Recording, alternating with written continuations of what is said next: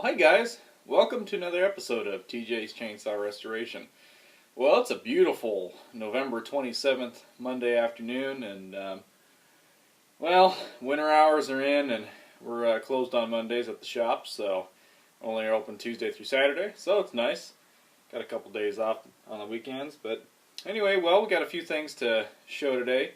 The new bar and chain came in for the Pioneer Model RA. I don't believe I showed you guys. If I did, I guess I'm just going to do a repeat. But anyway, we got Oregon 32-inch bar with steel chisel bit 404 chain.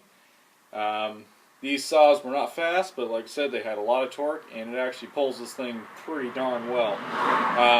I'm still having a little trouble tuning the top end. I think the carburetor needs to be cleaned out once more really good. I'm gonna have to soda blast it because I was able to clean out with brake cleaner, but I just wasn't too happy. There was still some discoloration, so I'm gonna soda blast the carb and then put a full kit in it because I got a couple carb kits in, Tillotson carb kits. These are gonna be, one's gonna be for this model, and the other's gonna be for the Homelite 770.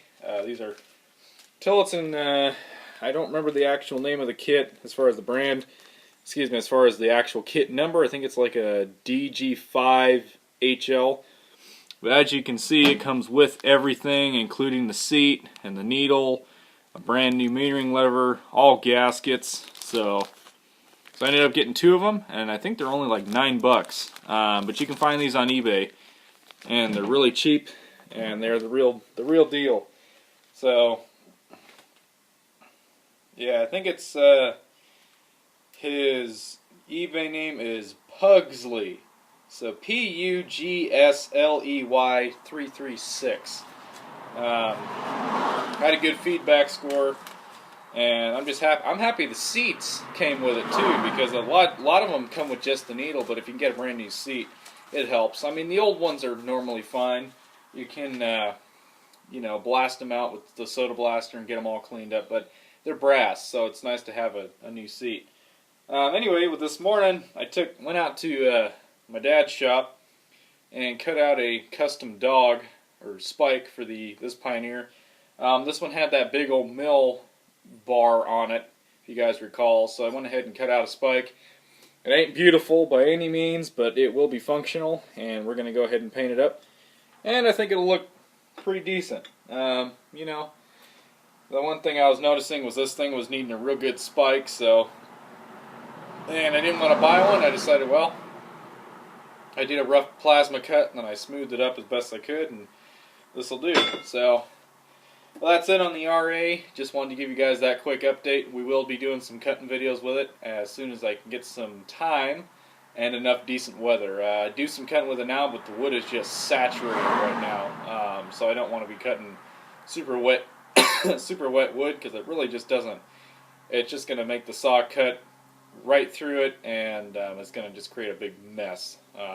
Also, it's not good for chains either to be cutting super wet wood. So, well, hopefully the sun will stay out for a few days, and maybe this weekend we'll do some cutting.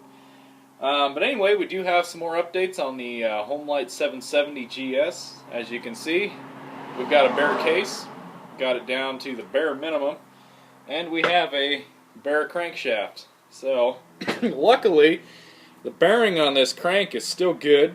It's still tight, and it's still, there's no flat spots. So, I'm not even going to worry about a new bearing. All the casing is good.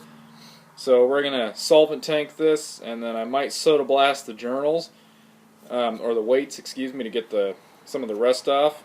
But there's really not any bad rust on it either. I may just have to go in there with some emery cloth and scrub it off. But as far as the crank, it's in really good shape. So we got a good bottom end. The casing, on the other hand, didn't fare quite as well.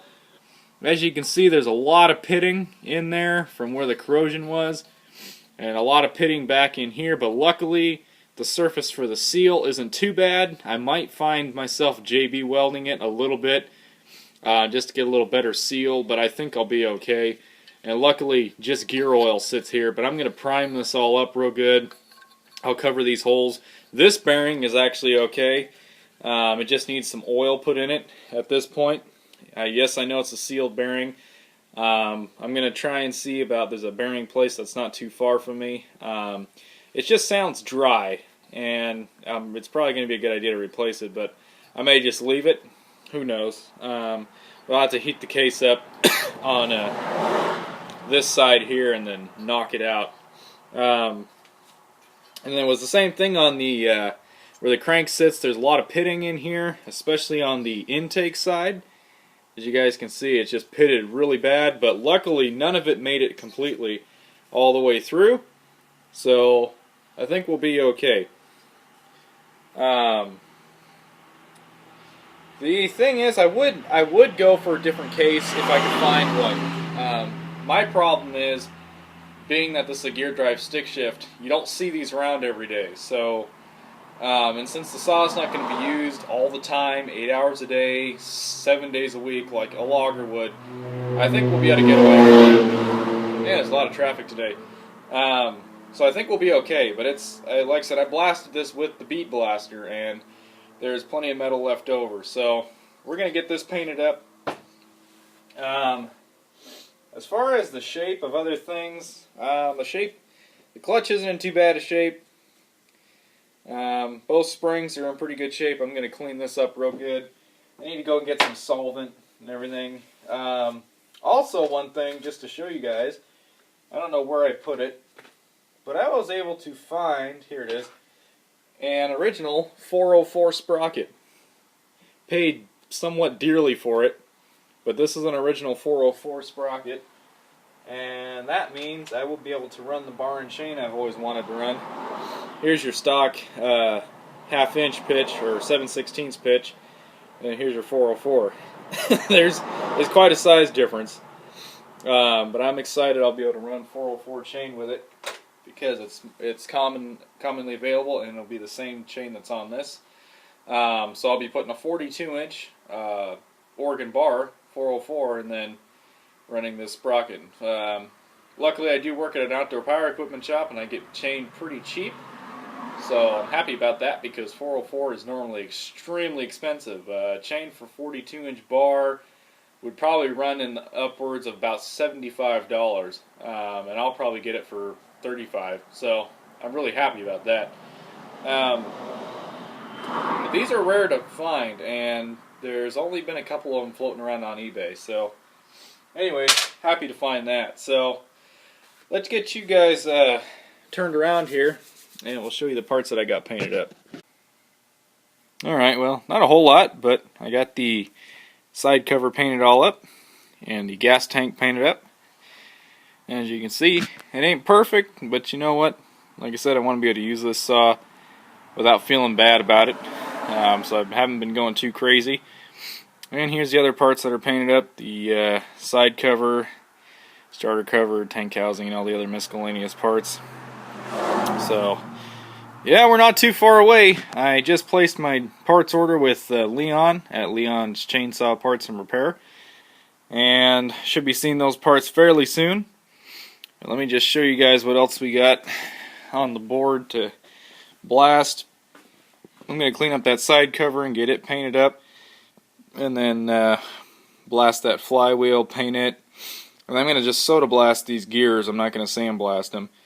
Then I got to blast this up, and then get that starter cover blasted up. So we got a few things to blast yet.